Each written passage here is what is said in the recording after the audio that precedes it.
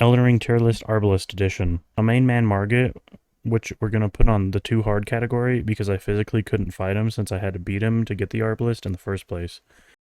Godric was enjoyable as he had a little spin attack that actually reflected the arrows back at me, which was cool. It didn't really do anything, but it's cool, I guess. Renala was enjoyable until she started spamming summons every other attack. Radahn was so-so because all it really took was giving him a close-up exam and he couldn't really do much. Godfrey was enjoyable, his attacks were easy to read and left huge openings. Morgott was not fun, he flipped around like a dancer for no reason over and over again. Astel was miserable, absolutely miserable. His head takes full damage and everything else was like halved. Since a lock-on only targets his head, sometimes you would just miss because he flipped around or was a little too high in the air. Loretta was not fun simply because her magic attacks were basically one-shots and I was just too lazy to do anything about it. Fire Giant was enjoyable because I actually had access to status effects, so I didn't have to attack him for 5 hours.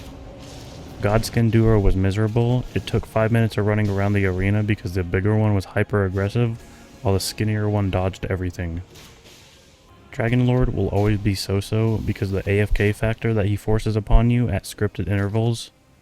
Malekith was enjoyable, however the video for it went poof, so take my word for it. Gideon was actually fun because I had a third person peek him the whole fight, so he didn't dodge. Moog was not fun, as I had to run back and forth multiple times so I didn't get hit by his 80-foot hitbox. God Devourer and Rykard were enjoyable because I could just status effect them into the different dimensions. Poor Lou was fun because every time I lost was because I got grabbed by his big old biceps, and that usually meant I had to try again. Melania both phases was fun as it became a rhythm that I could fully predict every one of her moves. Radagon was miserable, end of story, he parried everything, literally everything. Elden Beast was not fun because he kept running away every time I got close enough for max damage.